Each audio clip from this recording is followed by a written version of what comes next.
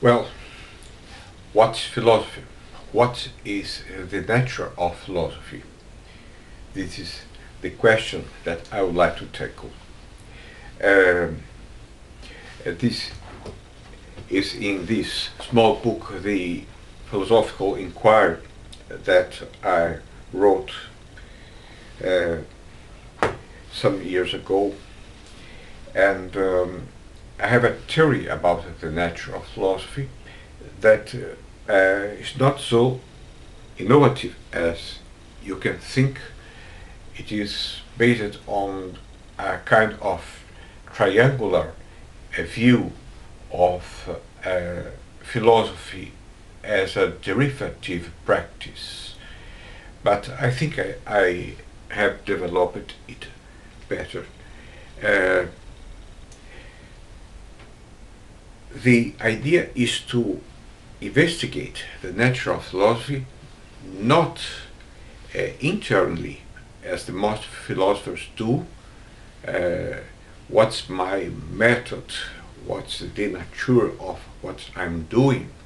But externally, that is, as a cultural practice. It does not mind it, what's a cultural practice, the definition, but we all have an intuitive idea of what a cultural practice is.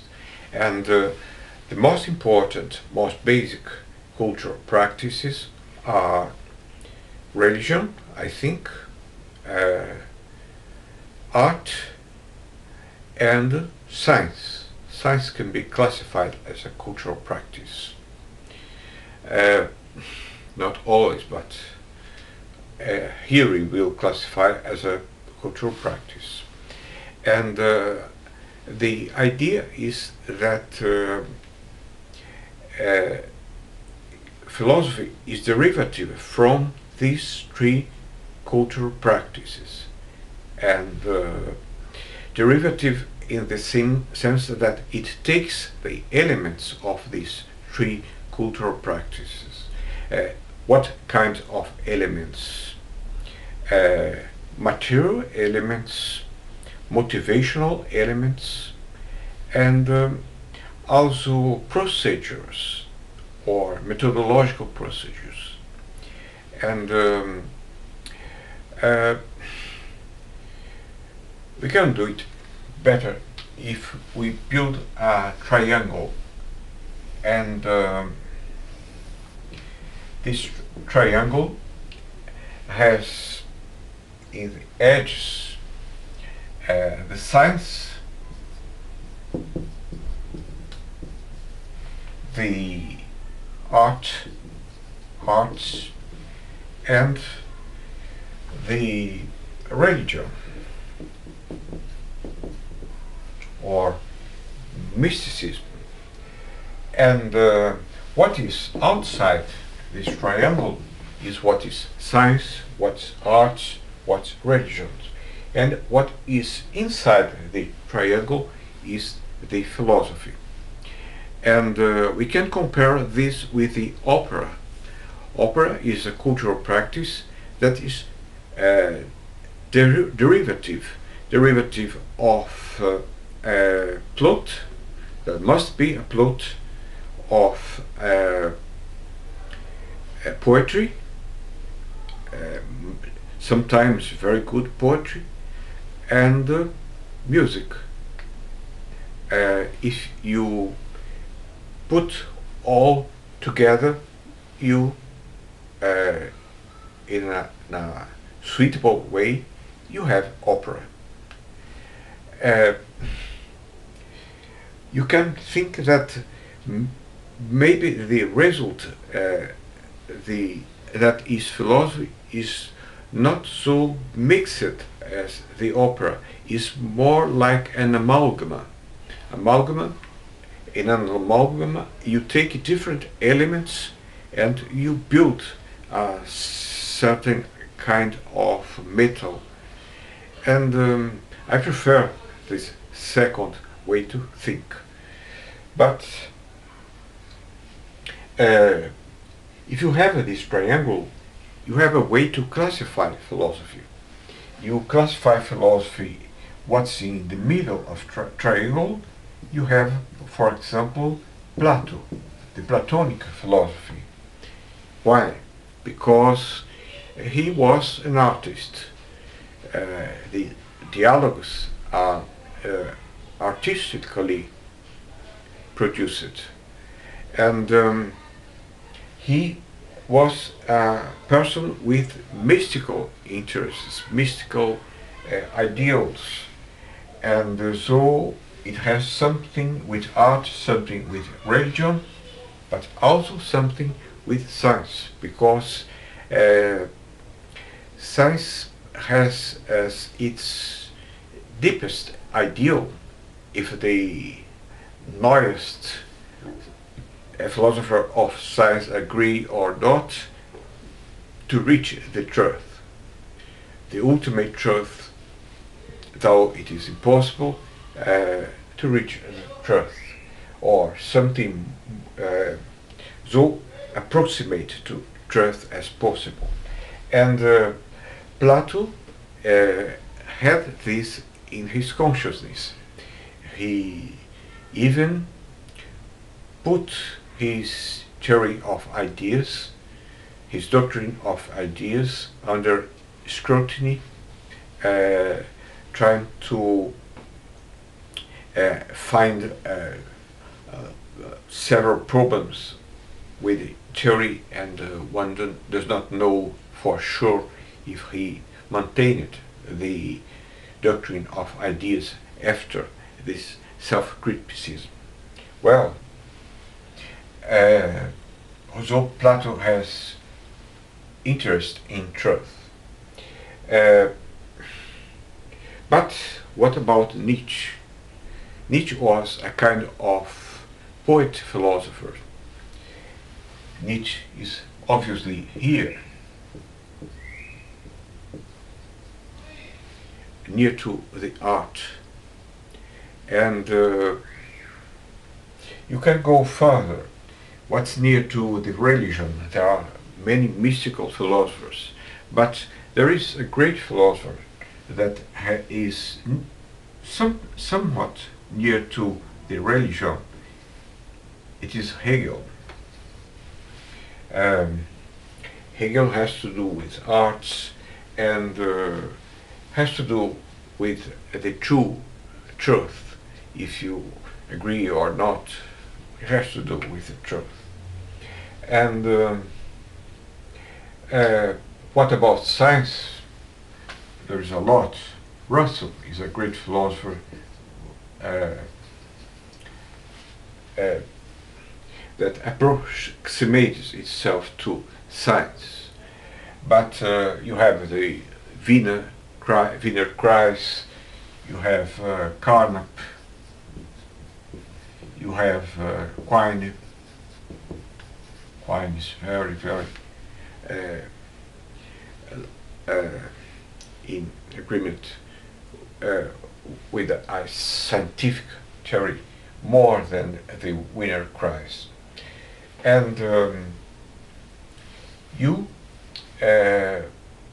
then you can put some movement in this. As Max Weber noted, in the development of history, we come from a world that was mythological, and where all things were explained by projections, anthropological projections of the human being as mythical work of gods, and slowly this is replaced by science and technology. But though he has thought, there is a rest that science and technology are still not able to rescue. And the same occurs with philosophy. The philosophy that is hot today is the philosophy linked with science. But we should not exaggerate. Quine, for example, says that the difference between philosophy and science is like the difference between two states in the same country that have a common border. And but it's wrong. The difference between science and philosophy is like the difference between two islands that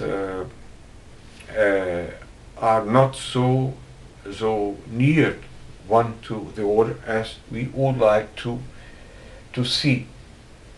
And this is made clear when we contrast the work of philosophy with the work of science. In the work of science, we agree about the data, we agree about the methodology, and because of this, we agree about the results. The results, that is what is true or false in science.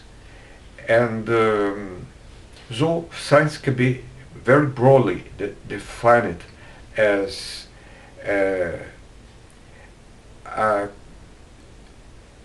something achieved by a community of scientists that are equally prepared and that are free to discussion, and they search honestly to truth, ideally, and they are able to agree about what is true and what is false. Well, we can compare now with philosophy. Philosophy is what results from a set of a community of specialists that are discuss, but they are not able to agree about the results because the data are different, have different values for them, the methodologies are different, and you cannot expect this kind of agreement. Nevertheless, as some philosophers said, philosophy is the cradle of science. Philosophy is like the old sun, tumultuous, that sometimes let escape a planet that follows its path in a linear way, and this planet is a science, is a particular science. First was the mathematics between the Greeks already, then the physics, then the chemistry, the biology, and maybe somewhat the psychology, theory of speech acts. This philosopher was Austin, and his aim was to build a science of speech acts, and it is today studied more in linguistics than in philosophy, and we see this movement towards a more scientific work, and the approximation between these islands. So it is like so. I'm not affirming that this concerns all kinds or all domains of philosophy, but in philosophy of science, in theory of knowledge, in ontology and metaphysics, and in ethics, we have hope, maybe in 50 years, but there is hope that we have finally achieve agreement among the specialists. But there are problems. One problem is positivism and scientism. This problem is because of the great development of science and technology in our times. The philosopher tend to behave like the handmaid of the scientist, and to go too far in the direction of science. As for instance, Carnap, as he said that the philosopher is the logic of science, this is reductionism. Or even between the Greeks, Pythagoras was a kind of scientist reductionist, because he thought that the truth was there, philosophical truth was there in mathematics, and in the end he was a bad mystic. Well, so one must be cautious when we fare in this direction, and we should not forget all that all that the tradition has led to us. I think that it is all that I have to speak in the moment.